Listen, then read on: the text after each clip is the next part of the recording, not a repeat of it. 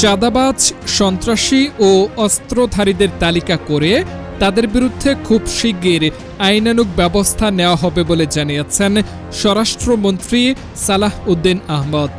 আজ বুধবার দুপুর ১টার দিকে ঢাকা মহানগর পুলিশের কর্মকর্তাদের সঙ্গে বৈঠক শেষে তিনি সাংবাদিকদের এই কথা বলেন। এর আগে বুধবার বেলা ১১টায় স্বরাষ্ট্রমন্ত্রী ডিএমপি হেডকোয়ার্টারে আসেন।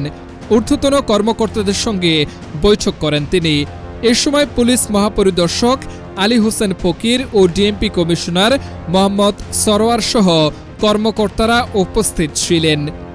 বৈঠক শেষে পৌনে ১টায় ডিএমপির হলরুমে সংবাদ সম্মেলনে স্বরাষ্ট্রমন্ত্রী বলেন, বর্তমান সরকারের প্রধানতম অগ্রাধিকার আইন শৃঙ্খলা পরিস্থিতি উন্নত করা, জনগণের জনমনের স্বস্তি প্রদান করা। সেজন্য পুলিশের ভূমিকা অগ্রগণ্য।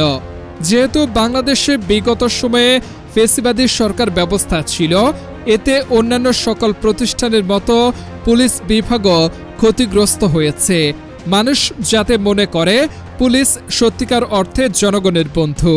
আমি সকল পুলিশের কর্মকর্তাদের মধ্যে বডি ল্যাঙ্গুয়েজ দেখতে পেয়েছি, তারা দেশ ও জনগণের কল্যাণে যে কোনো ত্যাগ স্বীকার করতে প্রস্তুত। প্রতিষ্ঠান হিসেবে অতীতে পুলিশের কপালে যে কালিমা লেপে দেওয়া হয়েছিল, সেজন্য তারা নিজেরা দায়ী নয়। ফ্যাসিবাদী রেজিমের কারণে কিছু সংখ্যক লোক সেই কর্মকাণ্ড চালিয়েছে, যার দোষটা পুলিশের ওপর এসে পড়েছে। এর জন্য প্রতিষ্ঠান দায়ী নয়।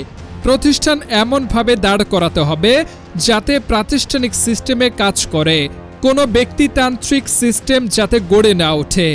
স্বরাষ্ট্রমন্ত্রী আরও বলেন, ব্যক্তির স্বৈরতান্ত্রিক কোনো ব্যবস্থা যেন গড়ে না ওঠে, সে লক্ষ্যে আমরা কাজ করছি। আইন যেভাবে বলে পুলিশ সেভাবেই কাজ করবে। আমি আশা করি সর্বোচ্চ ত্যাগ স্বীকার করে পুলিশ জনগণের পক্ষে, দেশের পক্ষে কাজ চালিয়ে যাবে। তিনি বলেন, আমরা খুব শিগগিরই দেশব্যাপী চাঁদাবাজদের তালিকা প্রস্তুত করব। তাদের বিরুদ্ধে আইনানুগ ব্যবস্থা নেওয়া হবে। যারা অস্ত্রধারী, সন্ত্রাসী, দাগী আসামি, সমাজে বিশৃঙ্খলা সৃষ্টি করে, তাদেরও একটা তালিকা প্রণয়ন করা হচ্ছে। তাদেরকে আইনের আওতায় আনা হবে। সাংবাদিকদের প্রশ্নের জবাবে মন্ত্রী বলেন, একটি সুষ্ঠু, নিরপেক্ষ, গ্রহণযোগ্য ও বিশ্বস্বীকৃত নির্বাচনের মাধ্যমে বর্তমান গণতান্ত্রিক সরকার গঠিত হয়েছে। তাই আগের পরিস্থিতির সঙ্গে বর্তমান সময়ের তুলনা করা ঠিক হবে না।